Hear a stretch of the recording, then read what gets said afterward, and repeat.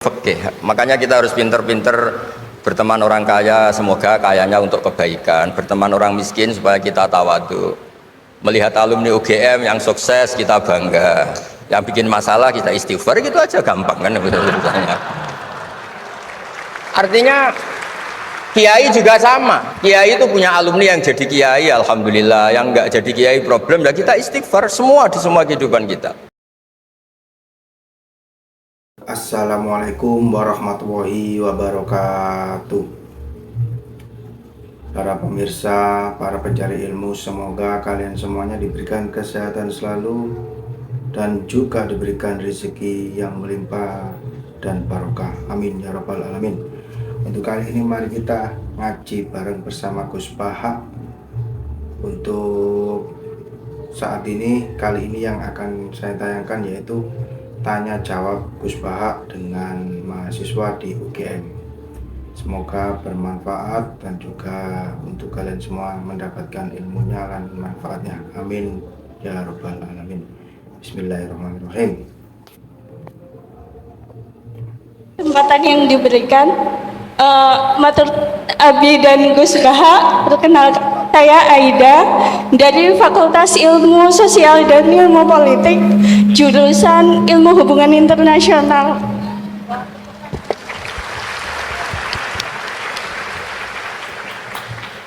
Tadi saya tertarik sekali dengan pemaparan Abi tentang merawat ukhuwah kebangsaan saat ini. Kula jadi ingat Al-Anbiya 107. Bismillahirrahmanirrahim. Wa ma arsalnaka illa rahmatan lil alamin.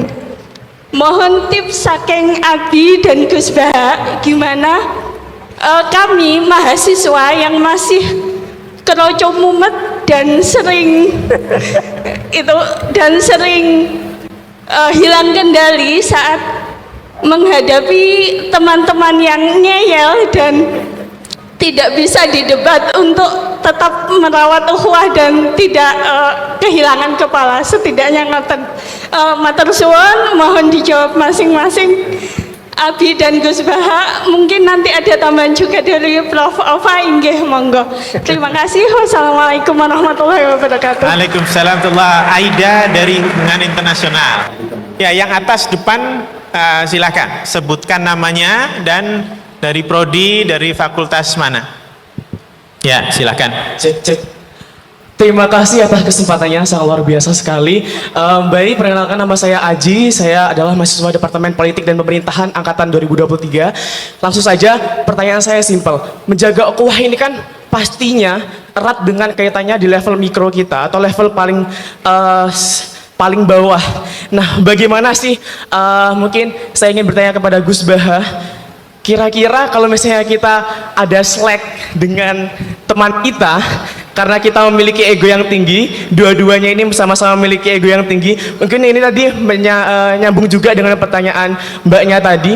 Jadi tipsnya bagaimana ya Gus ya? Kalau misalnya kita tadi bertengkar dengan teman, kemudian kita sama-sama punya ego yang tinggi, akhirnya kita tidak ngomong beberapa hari, dan apakah ada cara lain selain kita menurunkan ego? Dan bagaimana caranya biar kita bisa kembali lagi menyambung silaturahmi yang putus tadi? Begitu saja Gus pertanyaannya. Terima kasih atas kesempatannya.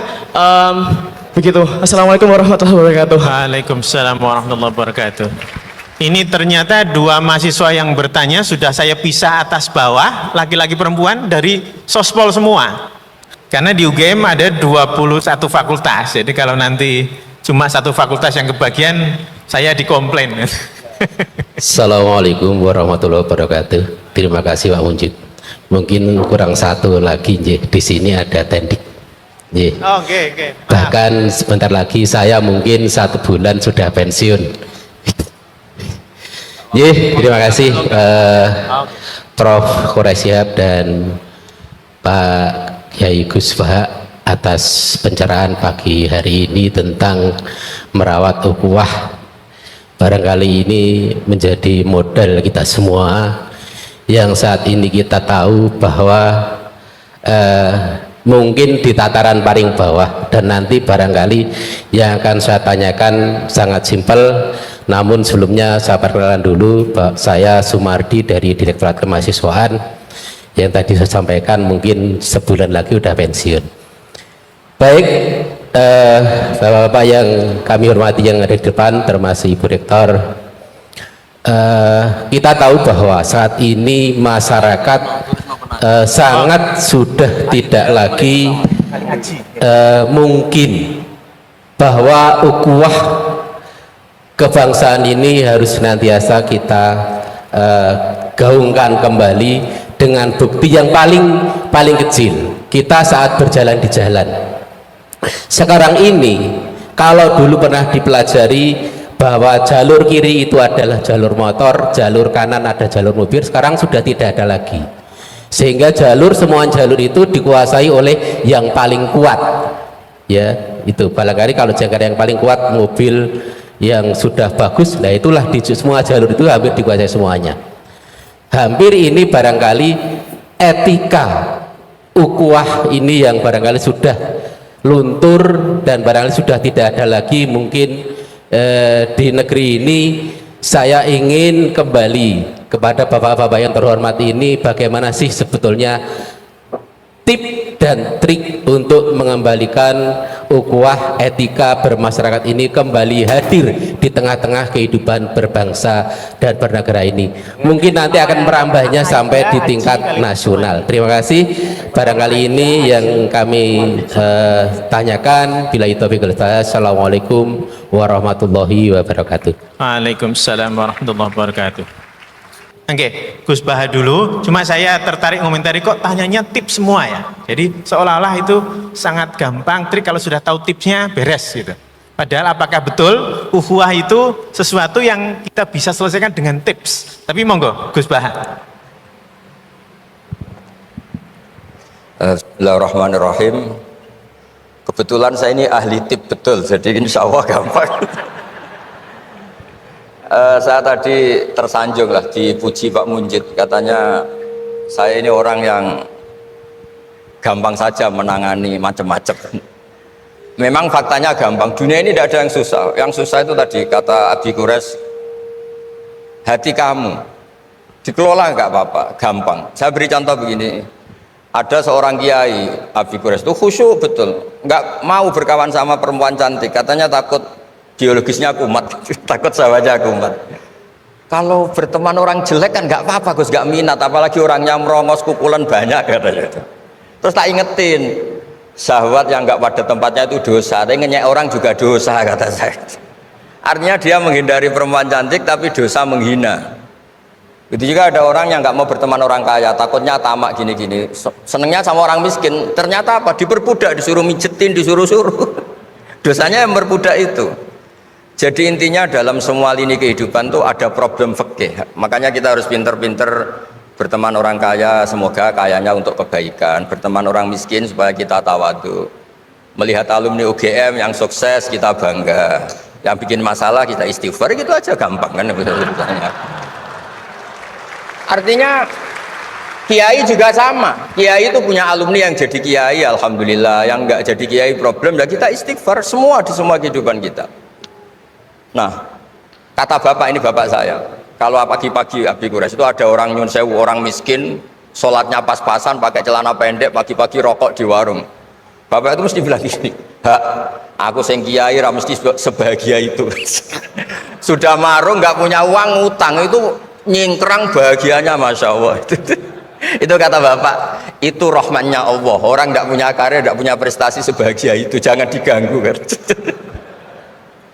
Selama ini kita sebagai akademisi, sebagai dosen juga ikut salah, melahirkan satu faham, bahagia itu kalau jadi dosen, bahagia itu kalau jadi rektor, jadi menteri, sehingga orang itu tidak kok berbahagia dengan kesehariannya. Padahal orang seperti itu, sering saya ketemu orang nganggur itu, wah enak Gus jadi orang nganggur lah, jadi menteri dikongkon presiden, jadi pejabat esok kudu ngantor, jadi orang biasa enak, wae turu-turu, wae ngopi-ngopi gitu. Intinya bahagia seperti ini tidak usah dibatalkan, biar aja tetap bahagia seperti itu. Karena kalau kamu jadi dosen, nyanyi Anda di UGM juga kamu nggak mau. Jadi itu penting, ngelola kebahagiaan itu penting. Jadi ini Mbak Aida, Mbak Aji, semuanya harus dilatih lah, bahagia itu dilatih. Syukur-syukur model wali ya terus sujud, terus sungkem di Allah. Kalau nggak model wali ya dilatih yang gampang-gampang. Saya teringat konflik itu dimulai dari tersinggung. Saya ulang lagi, konflik itu dimulai dari tersinggung. Saya punya sekian khazanah tentang ngelola tersinggung. Saya berkali-kali cerita itu. Suatu saat Imam Syafi'i didatangi orang, cium tangan, terus hormat. Setelah itu orangnya menghujat. Dilaporkan sama santrinya, itu orang yang tadi nyium engkau, di luar menghujat engkau, menghina engkau. Imam Syafi'i tertawa-tawa, baguslah saya wibawa, di depan saya agak berani. Enteng saja, dianggap enteng saja. Enggak kok, wah itu khianat, itu munafik, enggak. Alhamdulillah saya wibawa, buktinya di depan saya tidak berani. Nah, ini tip Bu Rektor, kalau ada yang ngerasa ini jenengan di luar, alhamdulillah di depan saya tidak berani. Jadi enteng saja. Diceritain lagi, orang separuh dari kampung ini nggak suka jenengan Imam Syafi'i karena engkau terlalu ngendikan hak. Baguslah, kalau nggak suka saya berarti nggak ngutang saya. Yang masalah tuh yang suka-suka itu bisik-bisik minta-minta. Jadi dianggap enteng saja. Kalau Anda sudah bisa ngelola konflik seperti itu, ringan saja. Ada lagi ulama disuruh ke tetangganya. Setelah datang ke rumahnya, irji falah hajata libik. Sudah kamu kembali, saya tidak butuh kamu. Setelah sampai rumah dipanggil lagi, ya saya jadi butuh kamu, silakan ke rumah. Datang lagi sampai 3 kali. Dan setiap dari 3 itu ulama tadi senyum, senang, puas sekali. Akhirnya pemuda tadi tanya, engkau saya bully, saya kerjain kok tetap senang ceria. Sampai 3 kali. Ayo datang ke rumah saya. Setelah sampai rumahnya, sudah pulang aja, saya tidak butuh kamu. Setelah di rumah dipanggil lagi, Pak Yai jadi acara di rumah saya. Setelah di rumahnya, sudah saya tidak butuh kamu, pulang. Sampai 3 kali. Dan fikul lil marroh, di fitil kal marroh, di semua itu beliau senyum, senang menikmati. Terus tanya pemuda tadi, kenapa engkau tetap senyum-senyum menikmati? Saya ini penghamba Allah sejati, senang saya sama ajarannya Allah, disuruh menghormati tetangga. Kamu tetangga saya, minta saya datang ya datang, puas kamu nyuruh saya pulang ya saya pulang. Alhamdulillah saya jadi hamba Allah yang baik, ngikuti perintah Allah, hormat tetangga, kata dia. Sama kita di Indonesia gitu, kalau Anda tidak sefaham dengan presiden atau dengan bupati, perintah Allah itu hubungan dengan mereka baik, cocok tidak cocok harus baik, itu perintah Allah. Jangan yang cocok jika kita membebek, nggak punya prinsip, nggak punya ideologi. Saya diundang di sini, kalau nuruti nafsu saya tidak cocok, kiai kok diatur-atur. Tapi perintah Allah disuruh menghormati kawan, kata Rasulullah di sebuah hadis, inna min abaril birri silatar rajul ahla wuddi abih. Kebaikan tertinggi itu adalah berkawan baik sama teman bapaknya. Saya ini dekat sekali sama Profesor Zaini Dahlan, sehingga harus menghormati putrinya. Sebetulnya wajib hormat itu dosen UGM, kalau enggak dipecat kan. Tapi saya punya konstitusi sendiri.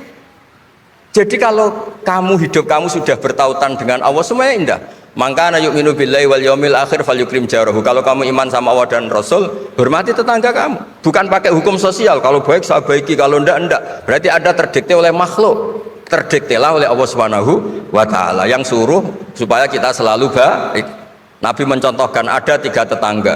Satu punya 3 hak, yaitu dia muslim, dia kerabat kamu, dia tetangga kamu. Yang 2 punya 2 hak. Dia muslim, dia tetangga kamu, tapi tidak keluarga kamu. Yang 1 punya 1 hak. Dia tidak muslim, tidak kerabat, tapi itu tetangga kamu, yaitu non muslim. Juga harus baik. Suatu saat Khalilur Rahman Ibrahim itu ditamoni orang Majusi, umurnya 70 tahun. Cerita ini ada di Ikhya, di Ar-Risalah Al-Qusyairiyah. Ya meskipun ini tidak bidang Pak Munjid, tapi referensinya saya sebut sebagai penghormatan pada UGM. Kamus keren, masa ngomong tanpa referensi. Nah, itu nanti ini pasar gelap kata beliau. Kalau ada kiai yang referensinya tidak banyak, kata beliau pasar gelap katanya. Saya minta makan kali ini saja. Kata Khalilur Rahman Ibrahim, hatta tuslima, kamu harus Islam dulu. Terus orang ini putus asa. Wallah itu sudah pulang. Setelah sekian meter sama Nabi Ibrahim, sama Allah, Nabi Ibrahim dikasih wahyu. Ya Ibrahim, kamu tidak mau ngasih makan orang itu meskipun hanya 1 hari. Tidak, karena dia masih kafir, non muslim. Ut'imuhu ala kufri sab'ina sanatan. Itu orang sudah umur 70 tahun, tidak pernah kelaparan. Sayang Tuhan saja ngasih makan, kamu manusia tidak mau. Jadi. Terus dipanggil akhirnya, ya Majusi sini, tak kasih makan. Kenapa kamu rubah? Ditegur sama Tuhan, karena kata Tuhan, saya yang Tuhan saja, yang dikafiri dia tak kasih makan, kok kamu manusia kok ribet. Akhirnya dikasih makan. Jadi contoh-contoh muamalah kebangsaan, beda agama itu cukup, referensi kita cukup. Yang enggak cukup adalah pikiran kita yang sempit, itu masalahnya pikiran kita. Wong Islam itu kepenak, enak betul. Saya punya saudara, punya keluarga, saya tadi cerita Pak Kures. Wah itu haternya banyaknya bukan man. Tapi bilang ke saya, dah Gus kita sama-sama wali. Syaratnya wali itu hanya dua, dicintai banyak orang atau dihujat banyak orang. Kalau dihujat banyak orang itu ngilangi dosa kan. Islam itu enak, dicintai orang ya ibadah, dirasani orang ngilangi apa? Dosa. Maka kamu jadi dosa, tenang saja. Kalau mahasiswa senang energi kebaikan, kalau tidak senang ngurangi dosa, kan enak kan? Monggo jenengan milih mana? Milih banyak pecinta apa banyak yang membenci? Tapi apapun itu terus kembali ke Pak Kores tadi. Yang semuanya dari semua itu adalah Allah Subhanahu wa Ta'ala. Kalau kamu nyari ridhonya Allah, enteng semua kan? Sudah enteng betul. Menyabari orang yang menyinggung itu ya ibadah. La taghdab farad dadam miraron faqala la taghdab. Tersinggung nggak marah itu ibadah. Wal kadhiminal ghaidh. Jadi itulah yang harus kita latih, saya itu sering ijtihad ya, bukan dengan makna yang mutlak ijtihad biasa. Saya ini termasuk kiai yang susah diundang. Saya datang ke sini bukan sebagai UGM, Bu Ofa itu putra dari Profesor Zaini. Jadi jangan GR Pak Munjid kalau saya diundang UGM terus Pak Jumawa undang, biasa aja. Biasanya bukan karena meremehkan UGM, enggak.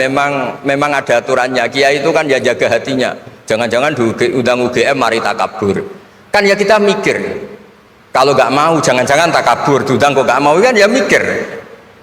Ini cerita Pak Kores, ini kisah nyata. Saya tuh pernah diterima kasih kiai kecil.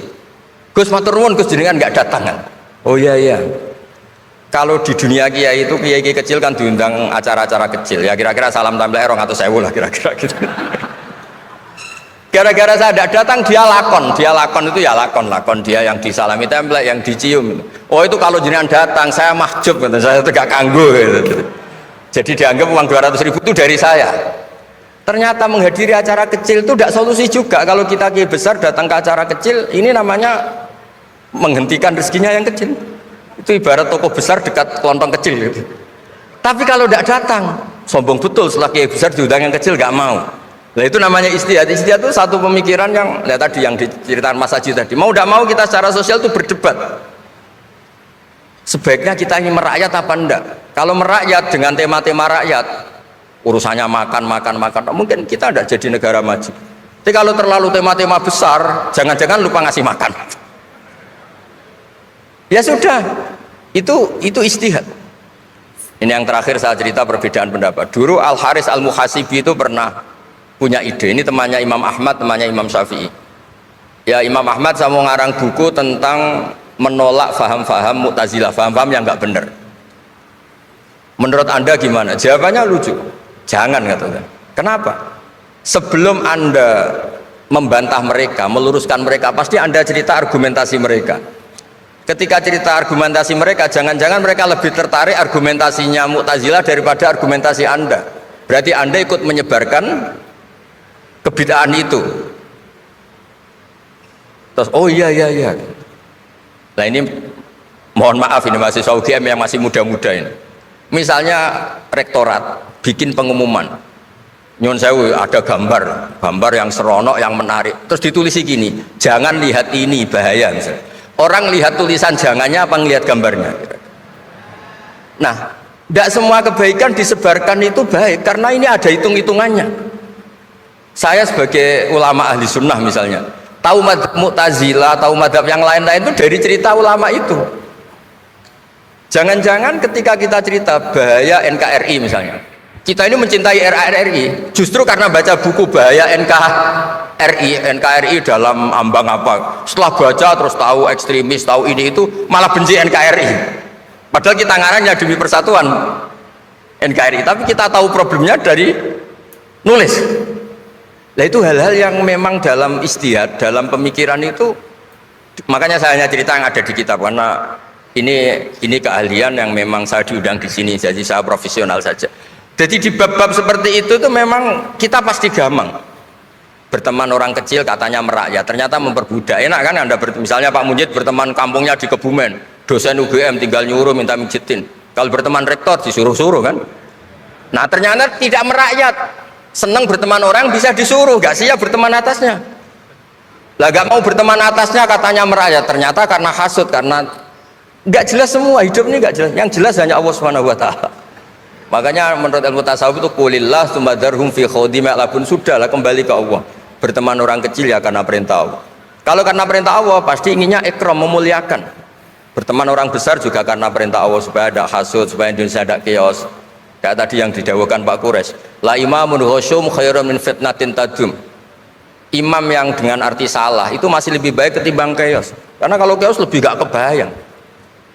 Ya apapun itu cukuplah khazanah-khazanah Islam untuk mendidik kita sebagai orang yang menjaga kebinekaan, menjaga ukhuwah. Ya, terima kasih. Oke.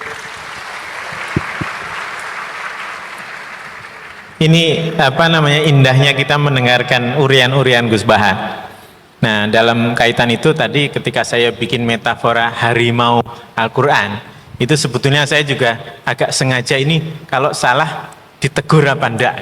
Ternyata memang salah. Jadi dengan dengan itu saya jadi tahu. Saya terus terang sejak mahasiswa dulu, itu kalau kuliah itu mengambil posisi yang beda dengan dosennya. Kalau dosennya menjelaskan A itu pasti benar, saya akan mencoba untuk melihat kalau ternyata salah bagaimana, supaya saya bisa mendapatkan penjelasan yang lebih argumentatif. Nah, jadi terima kasih untuk teguran. Yang namanya santri ditegur kiai itu sudah senangnya minta ampun. Barokahnya itu luar biasa. Maksud saya harimau itu otoritas yang selalu diakui, bahkan dehemnya harimau saja kan orang sudah. Pak Parip itu kalau nelpon orang baru dehem itu yang ditelepon itu langsung nggih. Nah, dalam kaitan itu Pak Quraisy, saya juga menambahi pertanyaan para mahasiswa tadi. Justru kalau ukhuwah itu diartikan dengan persamaan, seringkali orang bertengkar karena mereka sama-sama Indonesia, tapi yang satu miskin, satu kaya. Nah itu terus kemudian jurangnya itu akan menjadi masalah. Sama-sama masuk UGM, tapi yang satu dapat bagian, satu tidak misalnya. Itu lalu akan jadi sumber masalah. Dan bahkan seringkali pertengkaran antar saudara, itu pertengkaran yang bisa lebih hebat. Jadi kalau dengan tetangga itu mungkin pertengkarannya bisa dirujukkan gitu. Tapi kalau sudah pertengkaran antar saudara itu seringkali berlangsungnya lama. Nah ini kira-kira bagaimana menjelaskan supaya kita bisa merawat ukhuwah, justru karena kita persamaan, tapi seringkali kita dengan persamaan itu punya perbedaan yang tajam. Menambahi pertanyaan dari para mahasiswa tadi. Silakan Pak Quraisy. Diskusi. Ada syarat-syarat yang harus dipenuhi sebelum kita berdiskusi dengan pihak lain. Yang pertama, masing-masing ingin mendapatkan kebenaran, bukan kemenangan. Kalau Anda masuk diskusi mau cari menang, itu tidak berakhir. Mencari kebenaran. Karena kita ingin mencari kebenaran, maka siapapun yang menemukannya dan menyampaikannya kepada kita, pasti kita akan terima dengan legowo. Itu satu. Saya kembali lagi nanti. Yang kedua, karena Anda ingin mencari kebenaran, jangan lagi berdiskusi menyangkut kebenaran yang Anda sudah yakini menghadapi orang yang telah meyakini kebenaran yang lain yang berbeda dengan Anda. Itu tidak akan ketemu itu. Kalau dalam agama, jangan berdiskusi tentang akidah. Akidah itu keyakinan. Agama lain punya akidahnya. Mau diskusi? Tidak. Kalau mau cari kebenaran, oke. Satu. Ada nasihat singkat Imam Syafi'i. Dia berkata, saya tidak berdiskusi dengan seseorang kecuali saya tidak peduli siapa yang mengemukakan kebenaran itu. Apakah dia atau saya? Dan beliau lanjutkan, jangan berdiskusi dengan siapapun yang Anda dapat kalahkan argumentasinya, tapi tidak dapat kalahkan kepala batunya. Ya, kepala batu tidak mau ini, tidak usah diskusi, habis waktu Anda. Jadi saya kira itu pilih-pilihlah, kita diskusi, cari kebenaran dan sebagainya. Itu satu yang saya ingin kemukakan dalam konteks ini. Iya.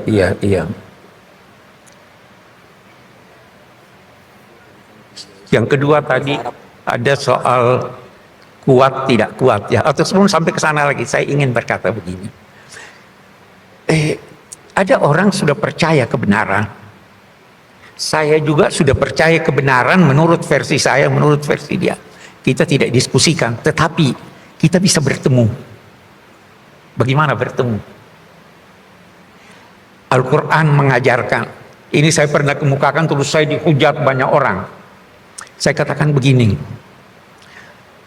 Al-Quran memerintahkan Nabi Muhammad untuk menyampaikan kepada non-muslim, orang musyrik, inna au iyyakum la'ala hudan au fi dhalalin mubin. Boleh jadi kami yang benar, boleh jadi Anda yang benar. Ya toh? Kan masih. Qul, sampaikan, Tuhan akan menghimpun kita di hari kemudian. Dia yang menentukan.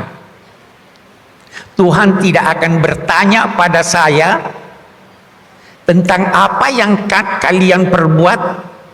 Tuhan juga tidak akan bertanya kepada Anda tentang dosa-dosa saya. Coba lihat, dia katakan dosa buat dirinya. Jadi kita tidak usah putuskan, serahkan pada Tuhan. Waktu saya kemukakan itu ada di YouTube segala. Oh, itu salah Pak Quraisy itu. Inna dina inda wahil Islam. Betul, inna dina inda wahil Islam, tapi itu sikap ke dalam. Ketika Anda keluar, tidak perlu Anda katakan hanya Islam yang benar, Kristen pasti salah, Yahudi pasti salah. Serahkan pada Tuhan. Nah, itu kita aman, kita itu. Itu satu. Yang kedua yang saya ingin bicara tentang kuat ini. Tadi kan katanya memihak yang kuat. Bagus. Dulu di zaman Yunani kuno pernah Plato berkumpul dengan filosof-filosof semacamnya. Mereka membahas apa itu adil. Beda-beda pendapat para mereka itu tentang adil. Adil menempatkan segala sesuatu pada tempatnya. Itu satu definisi adil. Adil memberikan kepada yang berhak-haknya melalui jalan yang terdekat. Kalau Anda beri tapi dari jalan jauh-jauh, itu tidak adil namanya. Nah, ada satu yang menarik. Adil adalah berpihak pada yang kuat. Benar tidak ini? Boleh jadi sekarang begitu ya? Berpihak pada yang kuat. Oke. Sayyidina Abu Bakar radhiyallahu anhu waktu menjadi khalifah, beliau berpidato singkat. Salah satu ucapannya, yang kuat di sisi kamu lemah menurut pandanganku sampai saya mengambil hak orang lain yang ada di tangannya. Yang lemah di sisi kamu kuat di sisi saya sampai saya kembalikan kepadanya haknya.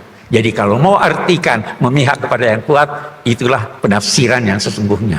Kuat di sisi orang tapi di sisi kita. Nah, sekarang ini terkadang tidak seperti itu kan, yang kuat dan sebagainya. Nah, itu bukan keadilan. Dan ada bedanya keadilan dalam sidang-sidang sengketa dengan keadilan sosial. Keadilan dalam sidang sengketa, mata harus tertutup. Tapi keadilan di bidang sosial, mata harus terbuka melihat siapa yang butuh untuk dibantu, apa yang dan sebagainya. Itu keadilan. Tetapi apa ini idealisme? Lahir lagi diskusi.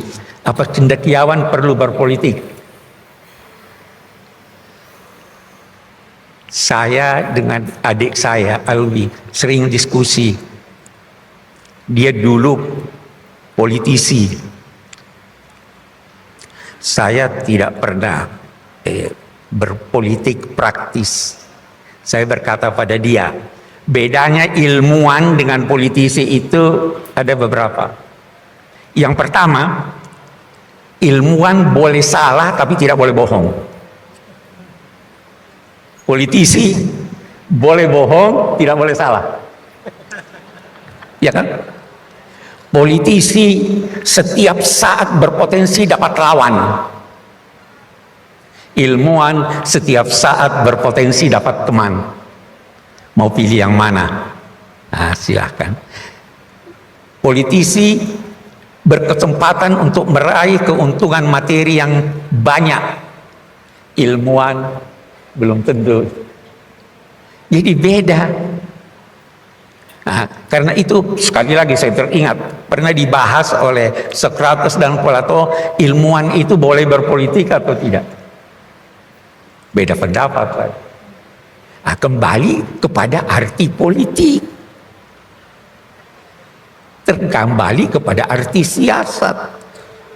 Kalau siasat, karena itu dalam disiplin ilmu agama Islam, ilmu yang membahas tentang politik itu dinamai siasah syar'iyah, politik keagamaan, karena ada politik yang tidak direstui oleh agama sehingga itu tidak dibahas.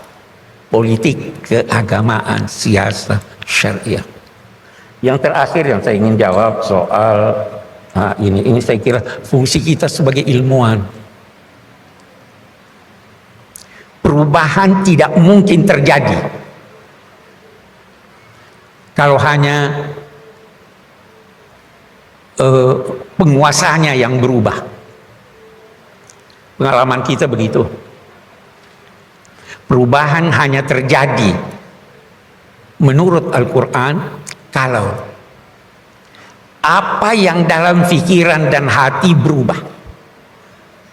Innallaha la yughayyiru ma biqaumin hatta yughayyiru ma bi anfusihim. Allah tidak mengubah keadaan suatu masyarakat sampai mereka mengubah apa yang ada dalam dirinya.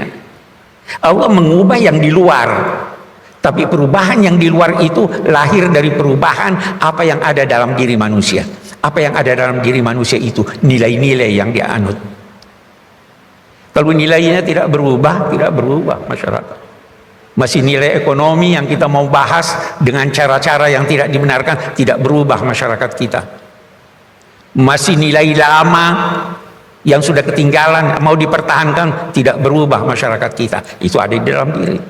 Tekad yang kuat. Kalau Anda tidak punya tekad, tidak berubah. Mungkin kalau Anda menilai bahwa kita ini sudah berapa kali ganti dari Orde Lama ke Orde Baru, ke reformasi dan lain, belum juga terasa perubahan itu, masalahnya karena kita tidak berubah. Dari sini peranan perguruan tinggi, peranan ilmuwan, peranan mahasiswa, tularkan kebaikan itu kepada orang lain. Mulai dari seorang diri. Tidak usah muluk-muluk mau mulai. Salurkan arus kebaikan itu kepada orang lain, kepada teman Anda. Nabi-nabi itu mulai dari satu orang. Tidak usah dulu bercita-cita. Mari kita, tetangga kita, saudara kita, mari kita berubah nilai-nilai itu. Itu akan terjadi perubahan. Tidak, tanpa itu beginilah keadaan bangsa-bangsa, beginilah keadaan umat. Itu saya kira jawaban yang dapat saya berikan. Terima kasih. Terima kasih Pak Quraish Shihab. Masyaallah, alhamdulillah. Sebuah tanya jawab yang sangat-sangat berbobot, yang banyak terjadi di kehidupan kita, yaitu tadi dari Mbak Aida kalau nggak salah, bertanya tentang ego, saling merasa benar atau diskusi mendapat kebenaran mana yang lebih benar.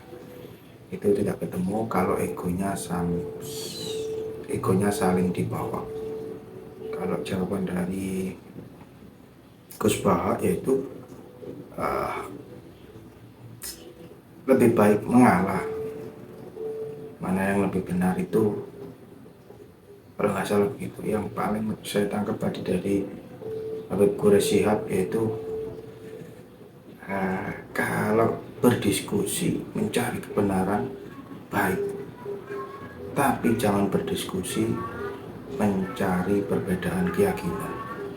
Itu menyebabkan perselisihan yang berat kalau tentang mendiskusikan atau mendebatkan keyakinan. Jadi lebih baik mendebatkan atau mendiskusikan kebenaran. Satu lagi kalimat yang baru saya dengar sangat-sangat istimewa dari Habib Quraish Shihab, yaitu ilmuwan tidak boleh berbohong tapi siap salah.